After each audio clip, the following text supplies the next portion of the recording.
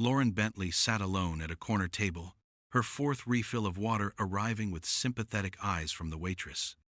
The text glowed on her phone. Can't make it tonight. The deaf thing is more than I'm looking for right now.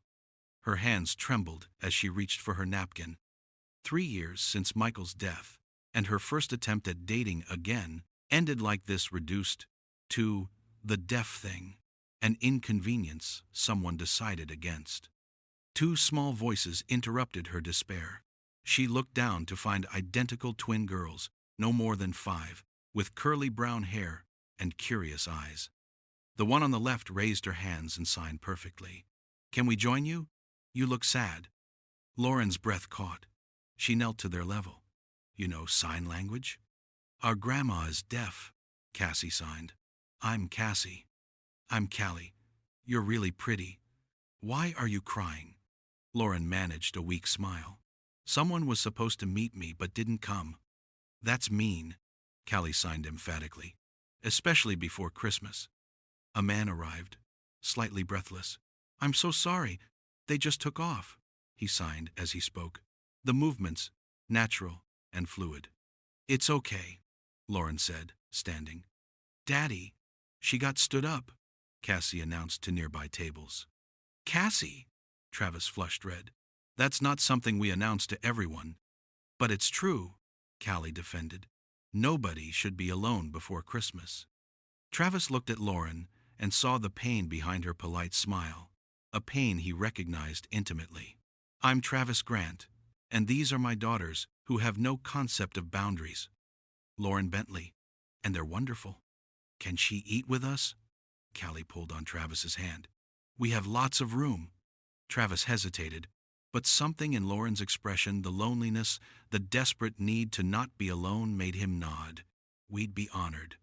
I should warn you," he added with a small smile. "There's an ongoing negotiation about vegetables. I teach third graders. I'm professionally trained in vegetable negotiations." The girls cheered and dragged Lauren to their booth. As she settled in, Cassie climbed confidently onto her lap. "So, what's the situation here?" Lauren eyed the abandoned carrots. "They're orange," Callie explained gravely. "Ah, but did you know orange vegetables help you see in the dark? Very important for checking if Santa came without turning on lights." The twins exchanged looks and slowly began eating their carrots. Travis stared in awe. "How did you do that? I've been trying for 20 minutes. "Secret teacher magic," Lauren signed with a wink. Over dinner, they talked easily. Travis explained his work as a structural engineer, designing bridges. Lauren shared about teaching at Mayfield School for the Deaf. "Your job is about connecting things," Callie chimed in. "Very philosophical for a 5-year-old, Lauren signed. Impressed. "We're almost 6, Cassie corrected with dignity. "Our birthday's February 14th. Mommy used to say we were born on the day of love." The air shifted. Travis's expression flickered with pain. "Your mommy sounds very special," Lauren signed gently. "She's in heaven now," Cassie said matter-of-factly. "She's been there for 2 years. Rachel died in an accident," Travis explained. "My mother Margaret moved in to help. She's been incredible. She's deaf, like you, and taught the girls sign language from birth." Lauren felt tears prick her eyes. "That's beautiful. Your mother made sure no one would ever feel isolated." "She's the strongest person I know." Lauren traced her water glass rim. "I understand loss. My fiancé died 3 years ago. Heart attack at work, he was only 31. Tonight was my sister's idea, trying to get me to date again. I was upfront about being deaf, but," she laughed bitterly, "he decided it was too much work," Travis said quietly. "Exactly. The deaf thing is more than I'm looking for. Like I'm some complicated appliance he decided not to purchase. That's incredibly cruel. It's not the first time, so I stopped trying. Until tonight." "Until tonight," Travis echoed. He looked at his daughters building sugar packet towers. "And honestly, meeting your daughters is the best thing that's happened to me in a long time. Can you teach us a Christmas song in sign language?" Callie looked up, eyes pleading. For 20 minutes, Lauren taught them Silent Night, their hands moving in synchronized poetry. Other diners smiled and applauded when they finished. As they gathered their coats, Callie started carefully. "Lauren, do you have plans tomorrow?" "Just grading papers and cleaning. We're making Christmas cookies with Grandma. You should come." "Girls, Lauren probably has better things." "Actually," Lauren interrupted, "I can't think of anything better." Travis wrote his address on a napkin. "Around 2. But really, you don't have to feel obligated." "I want to." And she meant it. As they walked to the parking lot, snow began falling the season's first. The twins spun in circles with their tongues out. "Thank you," Travis said quietly. "For tonight, you gave them something special. You gave me something too. A reminder that kindness still exists." Standing in the falling snow, two strangers, who'd shared an unexpected evening, made plans for tomorrow. The next afternoon, Lauren stood on Travis's doorstep with baking supplies and winter flowers, having changed outfits twice. The door flew open before she could knock. "You came!" The girls launched themselves at her. "Of course I came. I promised." Travis appeared, flower already in his hair. "Welcome to Chaos Central." The house was beautifully lived in, toys scattered, artwork covering the fridge, a real Christmas tree decorated heavily on the bottom, sparse on top. "Your home is beautiful," Lauren said. "It's messy," Travis corrected. "No, it's lived in. There's a difference." Lauren thought of her pristine, lonely apartment. This is a real home.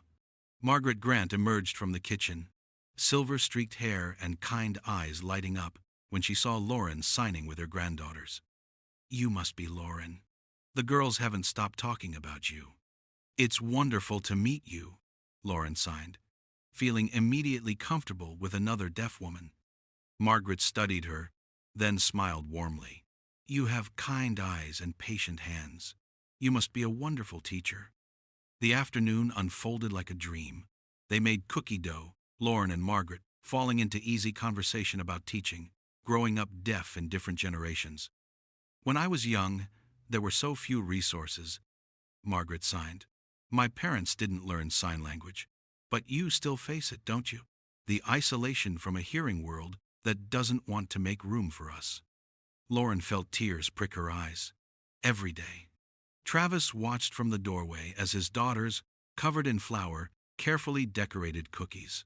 His mother was really laughing, and Lauren fit so naturally into the picture. "Daddy, stop staring and come help," Cassie called out. "You're supervising," he signed back. "You're being lazy," Callie corrected, making everyone laugh. As cookies baked, Margaret pulled out photo albums. Lauren saw Rachel beautiful, with dark hair and a warm smile at the girl's 3rd birthday, just months before the accident. "She was beautiful," Lauren said softly, "and you can see how much she loved all of you." "She would have liked you," Travis said quietly. "She always believed the best people saw differences as gifts instead of obstacles." Dinner was chaotic and wonderful. The girls performed their school nativity play, then insisted Lauren help tuck them in. "Will you come back?" Callie asked, eyes heavy with sleep. "If your dad and Grandma say it's okay, please come back," Cassie murmured. "We really like you." "I really like you too." As they left, Callie's sleepy voice called out, "Lauren, that mean man who didn't come? We're glad because then we found you instead." Lauren pressed her hand to her mouth, holding back tears. Downstairs, Margaret had disappeared, leaving Travis and Lauren alone.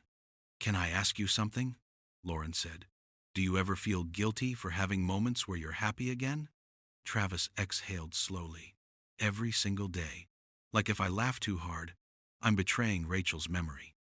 "Exactly," Lauren whispered. "It's exhausting. Incredibly." They sat there, two people who understood loss in a way most didn't. "I should go," Lauren said finally. "The girls would love to see you again. If you'd like to come back, I'd like that. Maybe we could be friends." "I could use a friend who understands." "Me too. Friends sounds perfect." Over the following weeks, Lauren became a regular presence. She came for dinners, helped with homework, taught the girls new signs. She and Margaret bonded deeply. Travis shared his bridge designs. Lauren shared classroom stories. It was comfortable, easy friendship. But Margaret, watching them, smiled knowingly. One evening, in late January, Lauren mentioned a position opening in Boston. Travis felt his chest tighten. That sounds amazing. Are you going to apply? I don't know. It's a huge opportunity, but I'd have to leave everyone here. The girls, your mom, you. You should apply, Travis said, though the words felt wrong. Don't make decisions based on us. But that night, sitting in his workshop, Travis realized something had shifted, somewhere between friendship and something else. In mid-February, the girls turned 6. Lauren helped plan their party. Thank you, Travis signed as they cleaned up. They're amazing kids.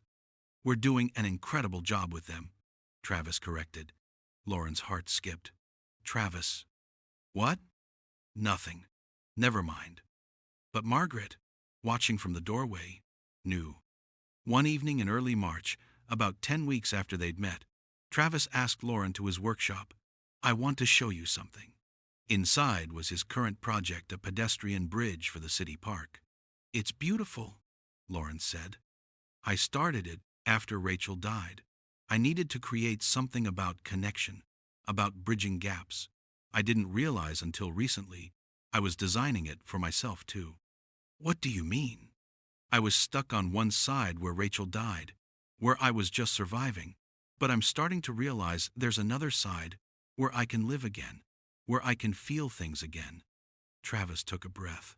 Lauren, I'm starting to have feelings for you, real feelings, not just friendship, and I'm terrified because I wasn't looking for this.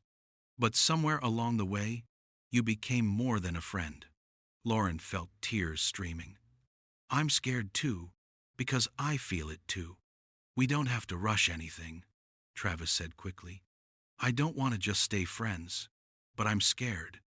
What if we try this slowly? From the doorway came a small voice. Are you going to be boyfriend and girlfriend now? Because Grandma says it's about time. Both girls watched with enormous eyes. How long have you been there? Travis asked. Long enough, and we think you should be together. Lauren laughed through tears. Travis looked at her. So, what do you think? Want to try this slowly? Lauren thought about the Boston job offer, about 3 years alone, about 2 little girls who'd seen her crying and decided to help. Yes, let's try this slowly. They kept their word. Their first official date was 2 weeks later. Their first kiss came a month after that, gentle and tentative in his workshop late one night. The girls were thrilled. Margaret was unsurprised. 4 months after their first date, Lauren made her decision about Boston. She turned it down. Are you sure? Travis asked. I don't want you to give up opportunities. I'm not giving up anything. I'm choosing what I want, and what I want is here. Travis pulled her close. I love you, Lauren Bentley. I love you too, Travis Grant. From the living room came twin shrieks of joy. They'd been eavesdropping again. 18 months later, 2 years after that first night in the restaurant, Travis proposed in the flower-covered kitchen with the girls helping make bread. Lauren Bentley, you walked into our lives when we needed you most. Will you marry me? Lauren didn't hesitate. Yes. They married the following Christmas Eve in their snow-covered backyard. Margaret walked Lauren down the aisle, both crying and signing, I love you. When they kissed, the girls cheered loud enough to startle birds from trees. 5 years later, their home was even more beautiful. The twins were 11, helping with their little brother Caleb, teaching him sign language with patience and love. The photo wall had expanded. Rachel still smiled from her place of honor. Beside her hung photos of Lauren and Travis's wedding, family vacations, everyday moments of joy. One photo captured that first Christmas morning 5 years ago, when Lauren had joined them all 5 by the tree, hands mid-sign, laughing together. On this Christmas morning, they gathered by that same tree, older, fuller, louder. Caleb sat between his sisters watching them sign the Christmas story. Margaret presided with her knowing smile. Travis pulled Lauren close. Remember that restaurant? Lauren looked around at the wrapping paper explosion, at the children laughing, at Margaret directing traffic in sign language, at the life they'd built. Every single day, she signed back. Best night of my life. Because you got stood up. Because I got found. Mama, it's your turn, Caleb signed, pressing a lumpy package into her hands. Inside was a clay ornament with 3 small handprints. We picked each other, painted in purple, green, and red. Lauren looked at Travis through tears. He was crying too. For the tree, Cassie explained, next to the family hands at the top, where the important things go.